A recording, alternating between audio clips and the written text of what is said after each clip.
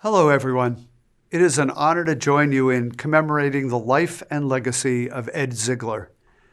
Ed was a mentor, teacher, and friend. His work has been inspirational to me and many others in our field, and his profound influence extends well beyond psychology. For me, he set an example of how science and policy can join hands to benefit the lives of many. Ed mobilized science in the service of the public interest.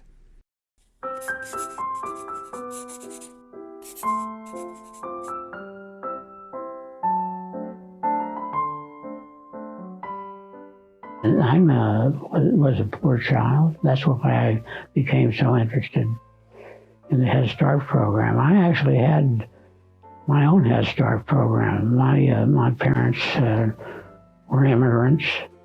English was not my first language. But back in those days, and to this day, there's a phenomenon in this country that we call settlement houses, like the Henry Settlement House in New York City. And these settlement houses were actually terrific. They helped enculturate these families into the country. Ed talked about his childhood in Kansas City, and he talked about being the child of immigrants and being poor and growing up really in a rough and tumble world, and how that prepared him for his work and really inspired him to do the work that he did later in life. And he also talked about what a good street fighter he was and how that was necessary in the world in which he grew up in. We went to Woodland. It was a demonstration school. It was hooked to the Kansas City Teachers College.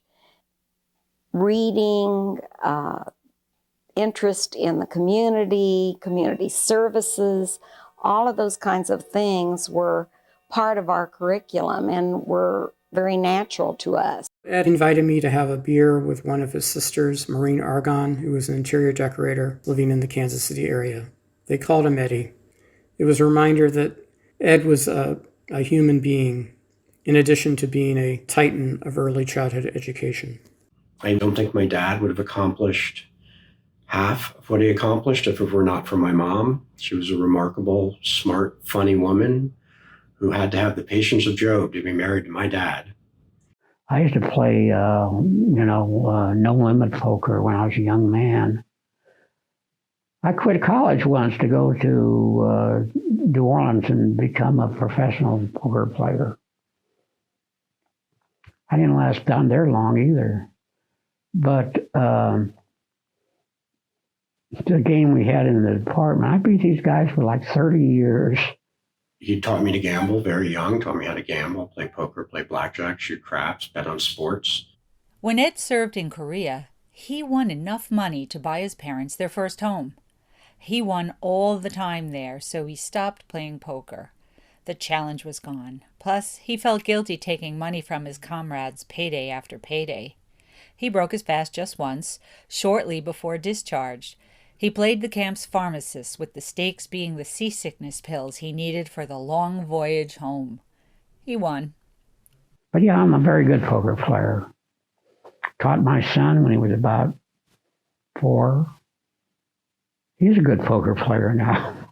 He did give us all a strong sense of the importance of social justice and the importance of taking care of those people in society who society otherwise seemed to want to overlook.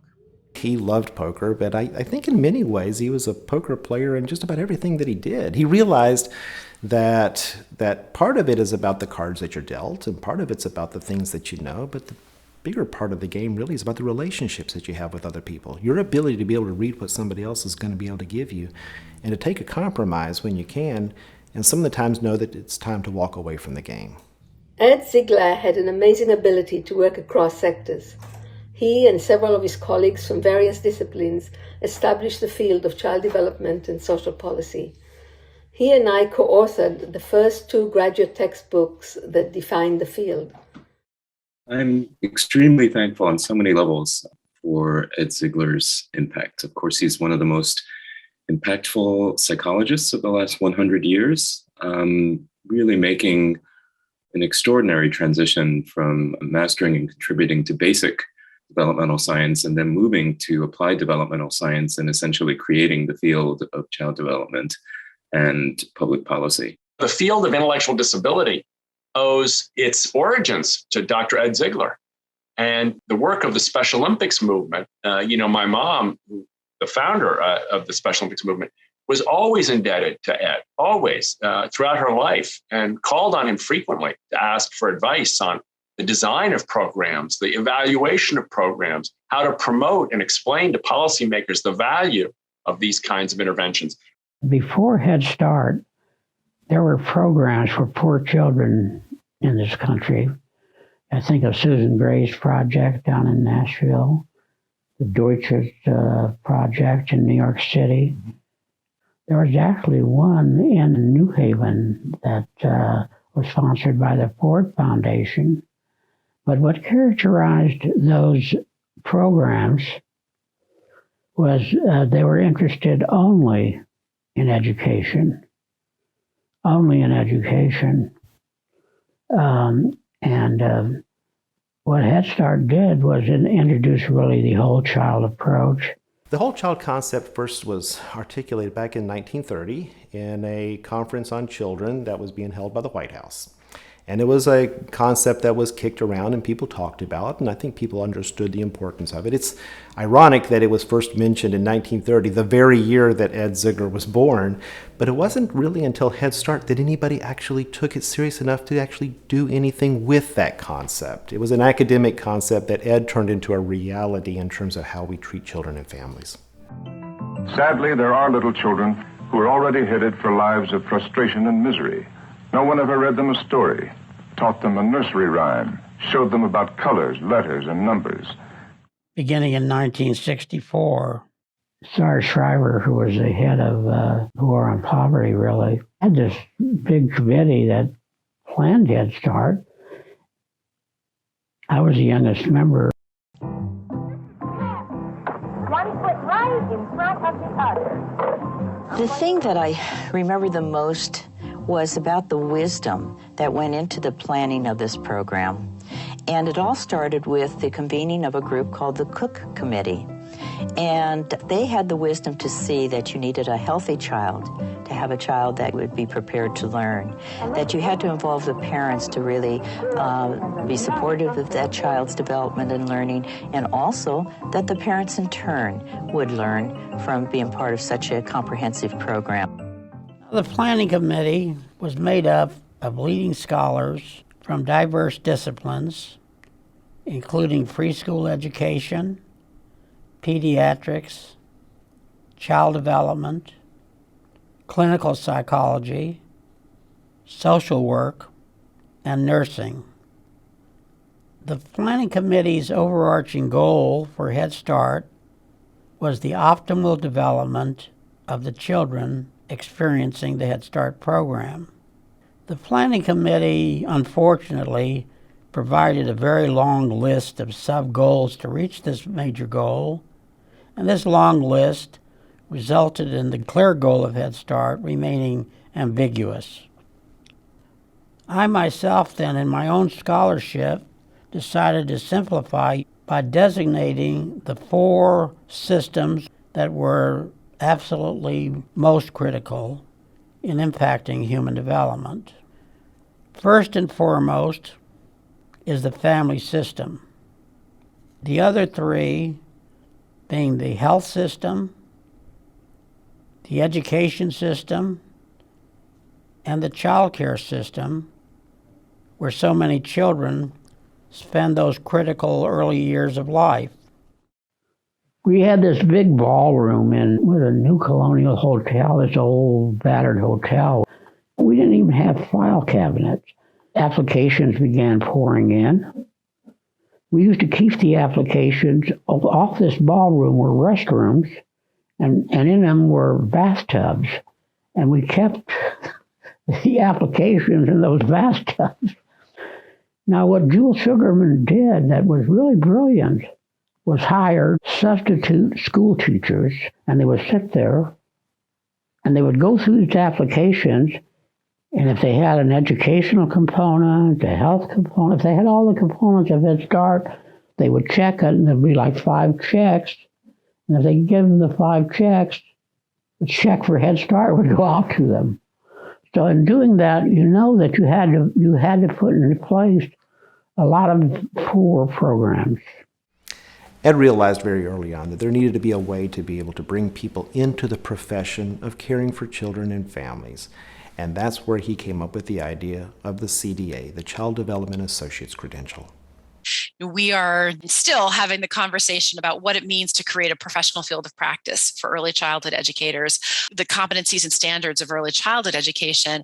And I can't tell you how many NACE members and how many individuals who I've come in contact with who will talk about the very first thing that they did was to get their CDA and what that did in helping them understand how deeply they cared about this profession, how they wanted to make a career out of it, and how it became the jumping off point for these extraordinary women and men who are now leaders, system leaders, educator leaders in our field. It's really quite remarkable. So Dr. Ziggler's legacy lives on. It's an honor and a privilege to celebrate his life. We originally thought we would enroll 25,000 children in that first summer program. Applications for Head Start began pouring into OEO, and we wound up enrolling over 560,000 children in that first summer. Head Start was also very popular at the White House. Lady Bird Johnson was the honorary chairperson of Head Start, and President Johnson, who was himself an ex-teacher, was very enamored with Head Start. The person who originally ran Head Start was Julie Richmond. Julie was a pediatrician and my mentor, a brilliant man. At the age of 35, I was hired by President Nixon to run Head Start and to run the Children's Bureau. I was Nixon's agent for all children's programs in the United States, with the most important one and the largest being Head Start. I wrote about Ed in my book, Preschool Education in America, reviewed his books, and interviewed him for publications, including a piece we wrote together on his early days at Head Start. As he talked about when President Richard M. Nixon vetoed the Comprehensive Child Development Act in 1971, Ed's deep knowledge of policy, research, all the players came out. But he also knew the inside story. He knew the bureaucratic infighting, and he talked about it in a way that was candid and witty. Ed would give you his opinions, rationales, suggestions, and a wealth of evidence to back up his views in an open way. As he said, his politics were children. His goal was always to extend child welfare. Upon taking charge of Head Start, I immediately announced that Head Start would mount an improvement and innovation effort, and that Head Start would become a national laboratory in which we would mount and assess programs holding promise for improving the development of children living in poverty. In my book, Head Start and Beyond, which I wrote some 20 years ago, I spelled out what a model program for poor children would be. A 3-year conception to age 3 program for infants and toddlers, like early Head Start.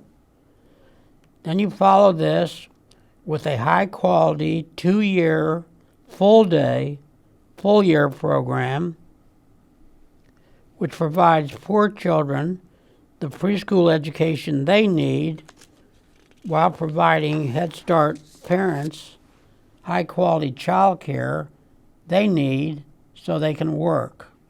In 1972, I was a research associate at HighScope in Ypsilanti, Michigan, beginning work on my first early childhood program evaluation.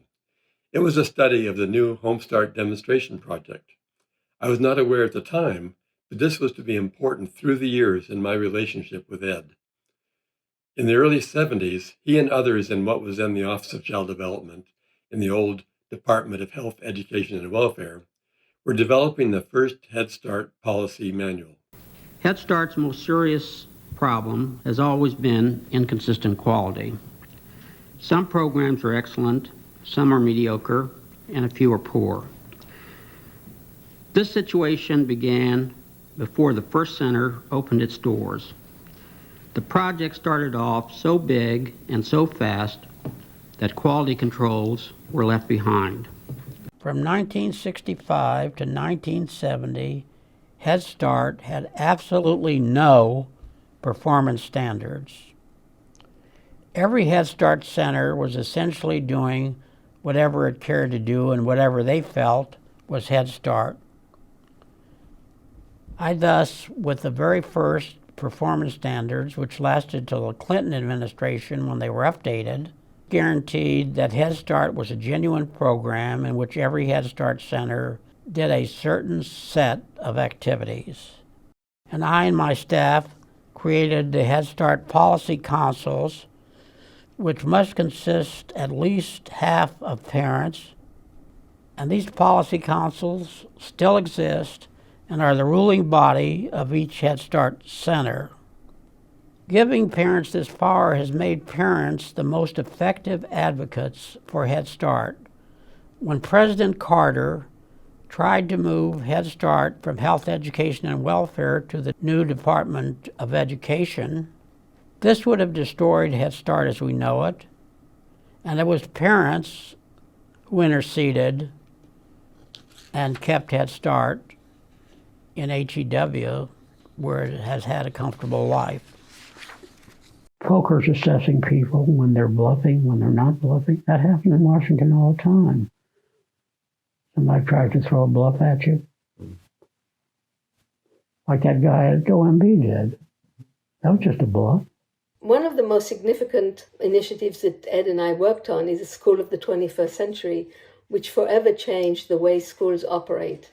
Schools begin to serve children, the birth of the child, through middle school and adolescence. They also provide various support services in addition to academics. Millions of schools around the country are schools of the 21st century, and the program also spawns similar initiatives. Dr. Ziggler conceptualized what is now known as Schools of the 21st Century, or 21C, now in over 1,300 communities nationwide in rural, urban, and suburban areas, with year-round services beginning at birth and focusing on the evolving needs of the whole child through age 12. 21C schools create an invaluable platform to build on for success in school and beyond. The sad fact is somewhere on 35% of all of our children arrive at school not optimally ready to profit from the school experience. Too many children are simply not getting a good preschool education. Poor quality of child care is compromising their growth and development, so that if we can just use the school as the site where children could get good preschool education and child care as well, that would be a void that's badly in need of filling. The idea of the school of the 21st century is, why should children go to school and then have to go to the doctor's office someplace else or the dentist's office someplace else? We know where the children are. They're in the schools. That's where we should be putting all of the services that are affecting the lives of children and families, right there where they are, in the schools.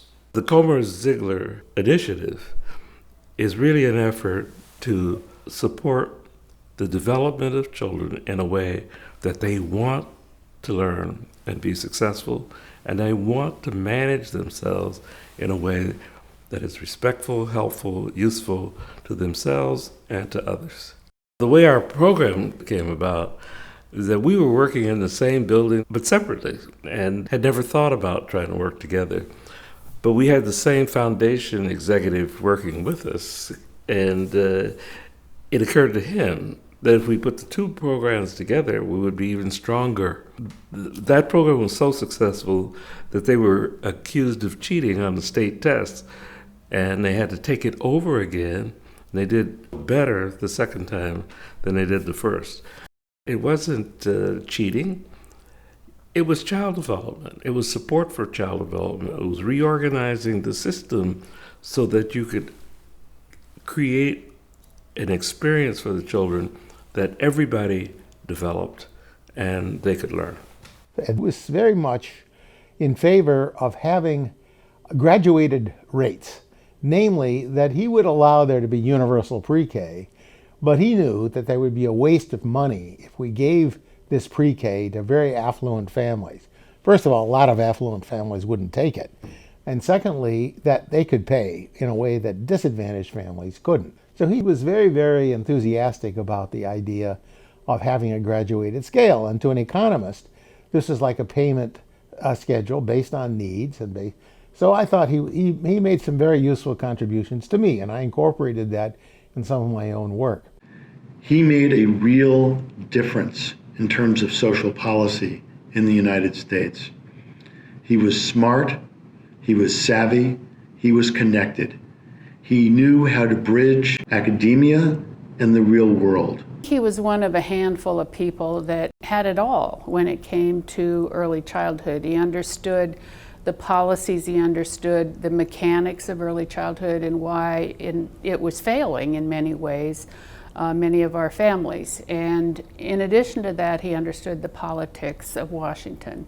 In 1978, Ed had been back from Washington, D.C. for about 6 years and had been completely convinced that the biggest challenge that we have in applied child development is that people who understand child development don't understand much about policy. And people who understand and are making policy decisions on behalf of children and families don't know much about the science of child development. And so in 1978, he got a grant from the Archibald Bush Foundation of Minnesota to create the Bush Center in Child Development and Social Policy. At the Bush Foundation, we invest in great ideas and the people who power them. That is our tagline, and it's also our strategy. And marrying child development research with policy formation, translating the science into strategies to support the well-being of kids and families is a great idea. The investment we made in the creation of the Yale Center from way back in 1977 are significant in the history of the Bush Foundation. And in our future, we're excited to continue to see the long-term impact of this work. The Smith-Richardson Foundation's long relationship with Ed Ziggler began in 1986 when he helped the foundation launch its Children and Families at Risk program. At the time, the foundation was concerned about the well-being of children living in unstable families with low incomes and limited opportunities for upward mobility. We asked several leading social policy experts to identify scholars who understood best what kinds of public policies and programmatic interventions could most effectively promote the healthy development of children from disadvantaged backgrounds.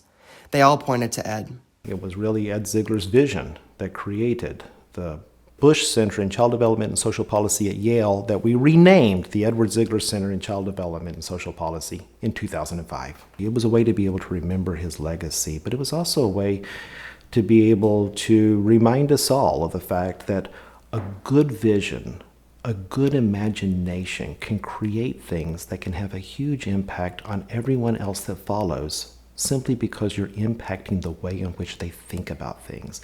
The Ziggler Center has changed the trajectory of many people at Yale who have participated in it, taken people who understood and were interested in science and made them very fascinated about how to move policy. People who understood policy but didn't know much about child development and helped them be able to gain the skills that they needed in order to be able to be the kind of people who would be the leaders of the future. I think in all of the people that I have met, Ed combined these incredible ways of being. You know, he eminently was grounded in his very humble beginnings, and he was sort of scrappy till the very end because he always had to fight for everything. And yet at the same time, his being was hallmarked by this consummate intelligence. You would tell him something and he would remember it a half a decade later, or he would come up with profound ways of thinking afresh about something. So that I would say that of all the people that I've known, and probably most people who've come in contact with him, it was that combination of drive and energy and inventiveness and intelligence that really made him so incredibly special, so incredibly valuable to Yale and to the entire community that cares about children and families in this country and in others. Ed knew from his research that the baby's first teacher is their parent, and that they need to form a strong relationship. Mothers and fathers need to form a strong relationship with their babies, and their babies so need to be able to form that relationship too. And that's why the very first days of a baby's life are so deeply, deeply important. And that's why he cared about parental leave and parents being able to take the time off from work to be able to form that strong bond with their baby. He also realized in 1993 he wasn't going to be able to get a paid parental leave, so he took a compromise, and he worked with Chris Dodd and other people in Washington, D.C. to create the Family Medical Leave Act of 1993, which wasn't paid, but nonetheless protected a parent's ability to be able to take time off and form that important bond with their child. It took me 7 years to pass family medical leave without pay. It was vetoed 2 or 3 times, and Ed, of course, was terrific help on that. I could explain it in ways that people would understand. I was talking to Bill Clinton several years ago on the anniversary of the signing of the bill. It was the first piece of legislation he signed into law as president. He said, as a former president, people stop me all the time and say hello and this, that, and the other. He said, the one issue they bring up more than any other issue was the fact that I was the president that signed into law the Family Medical Leave Act. Of all the things I was involved in, that's the one thing they bring up more than anything else. What we're realizing now is that it's critical that families have access to a paid leave in order to make it possible for them to actually take advantage of the provisions under the Family FMLA. And that research from the 1970s that he and his students did is still the research that people are citing. And today, we have over 8 states that now have a fully paid parental leave, and the federal government has it for service workers. We're knocking at the door now on a vision that Ed had back in 1993. He supported us in founding the Yale China Program on Child Development at Yale University. Dr. Ziggler had a lifelong commitment to providing the whole child approach to education.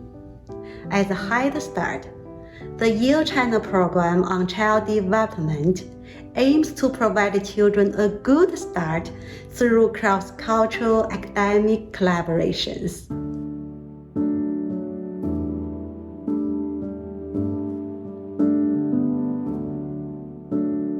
Above everything else, Ed cared most deeply about teaching and mentoring and making the next generation of leaders to be able to carry on the work and carry the work forward. I had the honor of being in Ed's orbit for 21 years, first as a graduate student and then as assistant director of the Bush, then Zigler Center.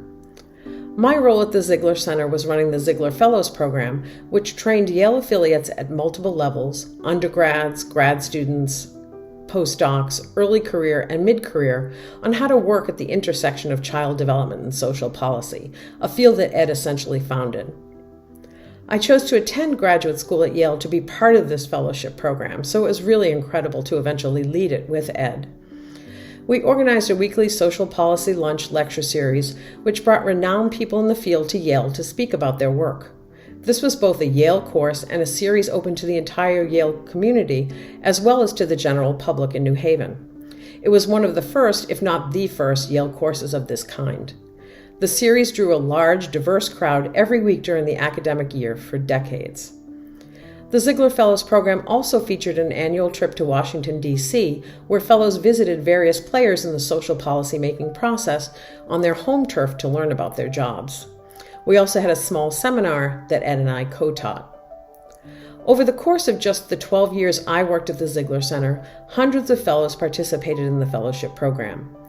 Ed, as we all know, had an incredibly long list of accomplishments, but he always said that his proudest accomplishment was the many students and fellows he trained over the course of his long career. There are over 500 Ziggler Center Fellows out there in the world, just from this one site here alone. And they're in academia, and they're in government, and they're in philanthropy, and they're at nonprofit institutes, and they're writing about child development and social policy for newspapers. They are all over the place, doing all kinds of different elements of work necessary in order for us to be able to not just talk about how to help children and families, but actually do it. In my current position as Chief Research Officer at a national child advocacy organization, I draw on what I learned from Ed on a weekly basis, and I'm sure that most of Ed's former students and Ziggler Fellows do the same. The Ziggler Fellow alumni list reads like a who's who of the field of child development and social policy.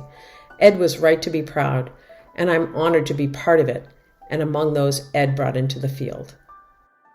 I knew from the beginning that I was extremely fortunate to have Ed as my mentor. But I truly appreciated him when I did a summer internship at the Office of Child Development, which he had led. The first thing I saw when I walked in the door was this giant portrait of Ed Ziggler. People there spoke of him with such reverence. And over the years, I became increasingly aware of the admiration and appreciation people had for Ed, everywhere, but especially among child advocates and practitioners. Ed was a scholar, and he advised his students to be scholars first if they wanted to have an impact, to earn, not to expect, attention from policymakers. But at heart, he was an advocate for children, especially children who were overlooked and underserved. That heartfelt commitment to improving children's lives is what people experienced and revered him for. Ed was also savvy and extraordinarily effective. He was willing to collaborate with people from every political side to find common ground. This is, as we all know, a rare quality these days. He persisted and regrouped when necessary, reminding us all that we might not be successful in a particular moment, but we needed to be ready when the right moment came along. Ed taught us to remain vigilant after victories because successes can be easily reversed. He had a vision that his students and everybody who worked with him needed to be the very, very best they could be, and that it was his job to inspire that bestness in all of us. If I was working on a chapter or working on a journal article with Ed, I felt like the weight of all the children of the world was on my shoulders with this article, that the lives of babies were in the balance on the basis of just some article that I was writing. And I think it was really because he carried that kind of sense of urgency too. If you called him up, you better be prepared for the answer, because he was going to give it to you straight, and I appreciated that about him. If I was off on something, he didn't hesitate to tell me. He would edit with this big red pen that you would get it back and you would think, oh my gosh, am I going to possibly survive this? My office was in many ways a home to many students after their encounters with Ed. So yes, it is true, he was hard, but it was always in everybody's best interests. And we all strive to live up to his expectations for all of us. And frankly, I think he made every one of us better scholars as a result of that. Ed turned me into a scholar, first and foremost, whose activism drew from science. So what was it like being Ed's student? It could be terrifying at times. He did not tolerate fools or students who gave up on themselves, but he always had his students' backs. He always picked us up when we faltered, and he always celebrated our achievements. He was like a second father to me. Ed is the kind of person who will tell you what he thinks to your face and defend you behind your back. If you didn't know where you stood with Ed Ziggler, you simply were not paying attention. He made it perfectly clear where things stood. But you also knew exactly why he was that way, because he took it so seriously. And as a result, it was impossible to not take it seriously with him. I remember Larry Aber telling me before I even applied to Yale that working with Ed would give me a tough, exacting, irascible advisor, but one who would remain steadfast and loyal to me for the rest of my career. And Larry was so right. Ed was with me at every step, writing letters of recommendation, being a cheerleader, telling me I could do it, helping me to reflect on things, and pushing me to take the next step. In my second year of graduate school, a family tragedy befell my extended family, and I thought I would need to drop out of graduate school to fulfill my responsibilities to my extended family. Ed asked, "Larry, do you want to drop out of graduate school?" And I said, "No." He said, "Then let's find a way." And he promptly brainstormed with me how to keep me in graduate school. For me, remembering Ed now is more about the ways in which he welcomed, encouraged, and supported me and all of his other graduate students into the world of what I will call provocative scholarship, inextricably linked with impassioned action. The admiration and respect that AP and the psychology community have for Ed are beyond measure. Dr. Robert Sternberg, another former APA president, awarded a presidential citation to Ed in 2003. That same year, Ed was recognized with a Mentor Award in developmental psychology, and he previously received the AP Award for distinguished contributions to theory and research in community psychology. Yet I understand that Ed was the most proud of receiving APA's Premier Award for outstanding lifetime contributions to psychology in 2008. I will never, ever forget my first meeting with Dr. Ziggler when we were talking to him about the idea that grew into Jumpstart, the AmeriCorps program that trains college students to work one-on-one with preschoolers. Of course, we thought he hated the idea and was completely unhappy and about to throw us out of his office based on his demeanor and how he was interacting with us while we were talking. And then at the end, he said, "I like it, and I'll give you $1,000 to help get this idea off the ground." It completely changed everything for us. He didn't just give us the $1,000 from the old Bush Center for Child Development. He also gave us an office right around the corner from his office, which was the first Jumpstart office ever. What started in that office has now grown into truly a national movement. Over 60,000 college students have served as Jumpstart Corps members. They've worked with over 120,000 preschoolers all across the United States. And I'm not sure that any of that would have happened without Dr. Ziggler giving us that first $1,000 and believing in us and believing in young people, which is one of the many amazing things about Dr. Ziggler's entire career. I was very early in my career and participated in a conference in Burlington, Vermont, in which Ed was the keynote, of course, as always, and I had some very minor role. And at some point during the day, there was a press conference being held, and Ed was going to meet with the local reporters and invited me to come and participate. And I said, "Oh my God, no way. I'm too intimidated. I'm afraid of the press. I'm afraid that I'll be misquoted." And he looked me in the eye and he said, "Let me tell you something. If you want to kind of play in this arena and want to have an influence, you have to put yourself out there and be willing to speak to the press. Do your best at putting out there what you want to say, but remember, never forget that once you say something, you have no control over what people do with it. So you give it your best shot. You don't expect to have any say about what happens after that. And if you can't handle that kind of pressure, then don't expect that you're going to be able to make a difference in that arena." I never remember Ed wanting to be on the camera, wanting to be covered, wanting to be quoted, except if he thought it would assist and help the issue. Ed embodied for me how one can utilize academic training to continuously try to make the world a better place for everyone. I look back on my career post-Yale and recognize that it was not by accident that those 35 some odd years at the Harvard Foundation for Public Giving were centered around the development of policies and programs to support young children and their families. Moreover, on a very personal level, my career as a father has been shaped by his teachings, questioning, and encouragement to deeply understand and engage in this remarkable life event.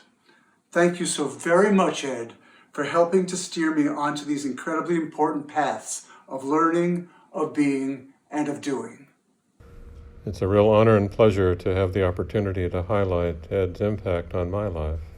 I was honored to bring together 23 scholars, practitioners, and advocates to craft an article to honor Ed entitled "Pathways to a More Peaceful and Sustainable World."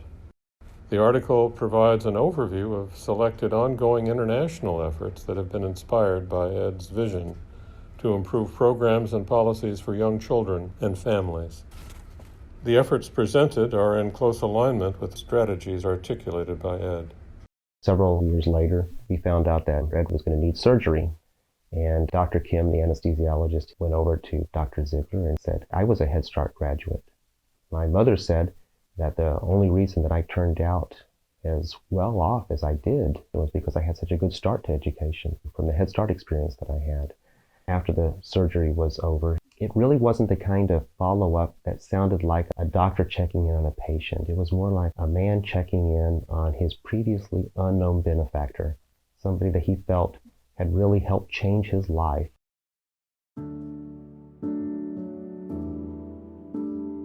The numbers of people, the numbers of policies, and the numbers of visionary steps that he architected led this nation to a far better, however still imperfect, but far better agenda for children and families. He was brilliant. He was at the cutting edge of everything and a visionary in every way. So we all have a lot to appreciate and be thankful for. 50 years ago, Sergeant Shriver, one of the architects of the War on Poverty, handpicked a brilliant young academic from Yale University, Edward Zigler, to serve as a leading expert tasked with designing the program that became Head Start. President Johnson spoke of this project as, and I quote, a new war front on poverty. He said, and again, quote, we set out to make certain that poverty's children would not be forevermore poverty's captives. Professor Ziggler soon became known as the father of Head Start, and with good reason. And even today, it is difficult to overstate how audacious, how revolutionary Dr. Ziggler's vision really is. Head Start brings together everything that matters most to young children: education, health, emotional well-being, nutrition, social services.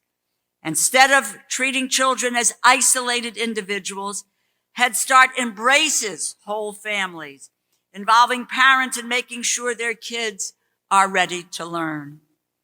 Head Start is without question the most effective early childhood development program that our country has ever developed. His gifts to the United States do not stop with Head Start. He helped give our country family and medical leave, assistance with child care, 0 to 3, and with Dr. Jim Comer, the Cozy Initiative, the Yale Child Study Center. But his greatest legacy is the stars, too numerous to name, who have been trained at Yale under his tutelage. Ed left an indelible mark on our community and our nation. It was my great privilege to not only have had the opportunity to work closely with him, but to have called him my friend.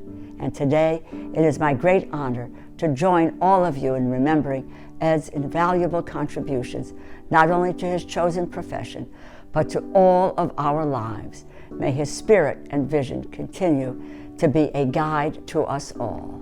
When I'm asked what am I most proud of as a senator and authored a lot of legislation, I come back to children every single time.